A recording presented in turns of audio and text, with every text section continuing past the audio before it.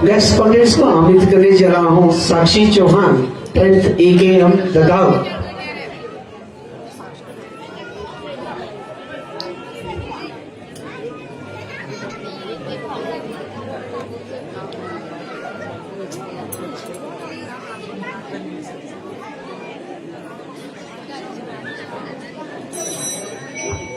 ये देश हमारा, नैतिकता जिसकी शान थी, सत्य अहिंसा और धर्म में बस्ती जिसकी जान थी, मगर हिल चुकी है बुनियाद आज, देश मेरा रो रहा है, हो रहा है नैतिक मूल्यों का पतन, और जनमानस देश का सो रहा है, जनमानस देश का सो रहा है।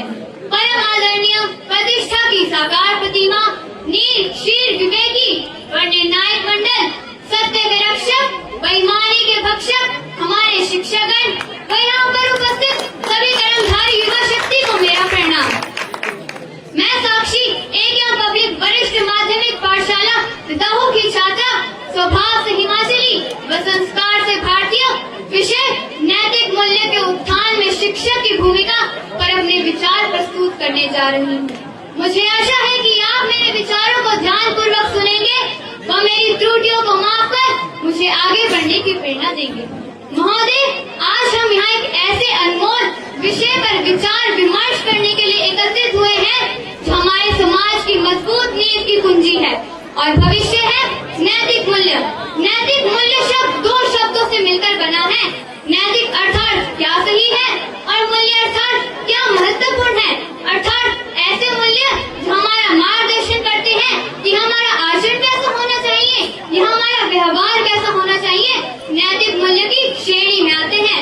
सत्य, अहिंसा, करुणा, ईमानदारी, अनुशासन एवं सामाजिक जिम्मेदारियां जैसे नैतिक मूल्य हमारे जीवन का आधार है। मगर यदि आज के परिवेश पर नजर दौड़ाएं तो चहु और नैतिक मूल्य का ह्रास अपनी पराकाष्ठा पर है। हर रोज होते हैं अपराध, रेप केस के बढ़ते मामले, वृद्धाश्रम की बढ़ती संख्या, नशाखोर, पर्यावरण का नाश, माता पिता व गुरुओं का तिरस्कार। उफ, लानत है साहब, लानत है हम पर। अचरज होता है महोदय, जिस देश में मर्यादा पुरुषोत्तम श्री राम ने जन्म लिया, जिन्होंने अपने पिता के एक वचन के खातिर अपना राजपाट त्याग दिया, जिस देश में राजा हरिश्चंद्र के सत्य वचन स्थापित हो, उस देश की भाषण प्रतियोगिता में नैतिक मूल्य के उत्थान का विषय मिलना अचंभित कर देने वाला है। नर में ना कोई राम बचा, नारी में ना कोई सीता है, ना धरा बचाने की खातिर कोई शंकर रब विष पीता है, ना बुद्ध सा किसी में धर्म अधर्म का ज्ञान बचा है, ना कृष्ण सा किसी ने सत्य व अहिंसा का भाव रचा है। जब समाज में नैतिक मूल्य के विघटन होने लगे, संस्कारों का पतन होने लगे, तो शिक्षक ही वह प्रकाश पूज है जो नैतिकता का सृजन कर मानवता का पथ प्रशस्त करता है। मुझे यह तो याद नहीं कि मेरे गणित के शिक्षक ने मुझे घटाव व जुड़ाव सिखाया, परंतु मुझे यह जरूर याद है कि कैसे उन्होंने मुझे खुशियों को बांटकर उनका गुणा करना सिखाया व मुसीबतों को हल कर उनका घटाव करना सिखाया। अतः मैं चंद पंक्तियों के साथ अपनी वाणी को विराम देना चाहूंगी।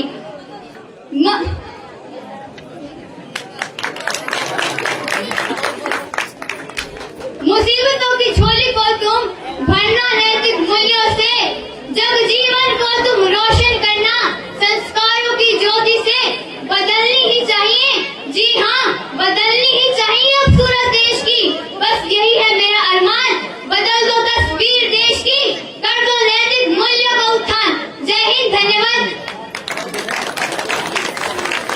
जूनियर वर्ग की लास्ट कंटेंट्स को आमंत्रित करने जा रहा हूँ। जूनियर वर्ग का last contents Varnika 8th class AKM Dadahu.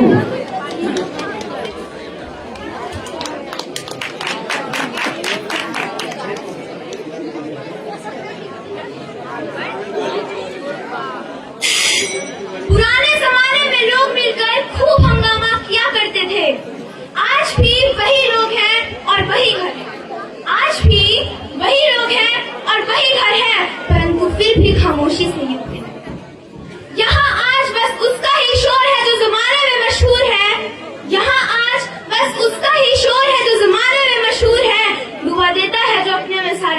जमाने को।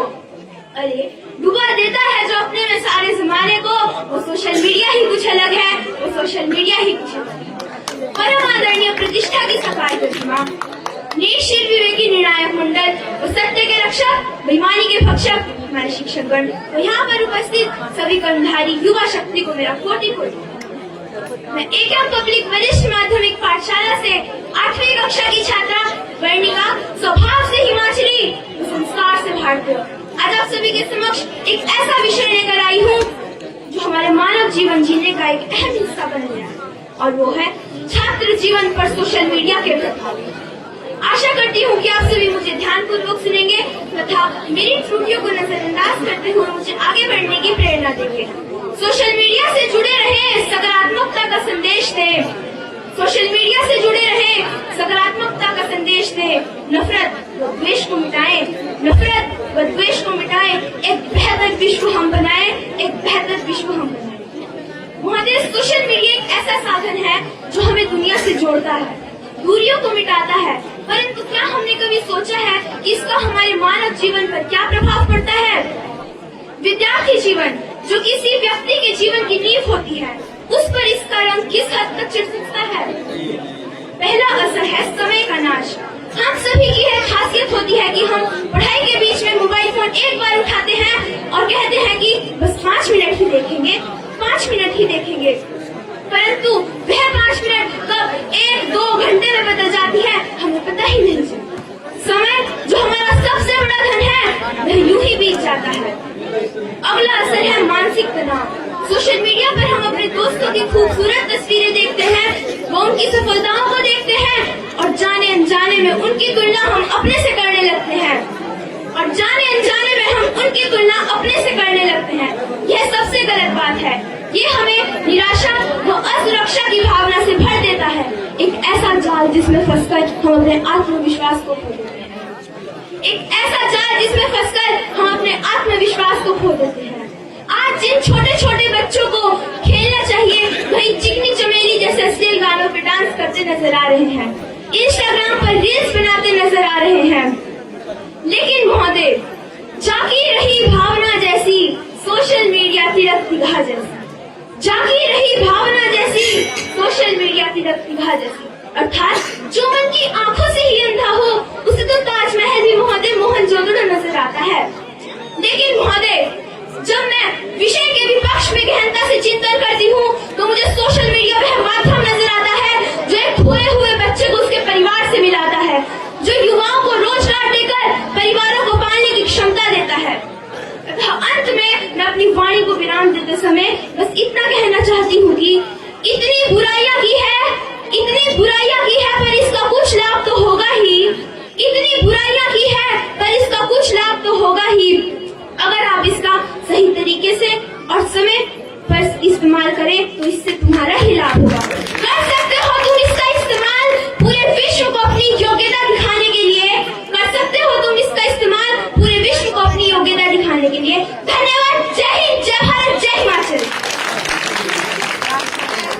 ये था हमारा जूनियर जजेस साहिबान के संज्ञान के लिए। अब हमारा सीनियर वर्ग के कंटेंट्स आरंभ हो रहा है। सीनियर वर्ग फर्स्ट कंटेंट्स को नामित करने जा रहा हूँ।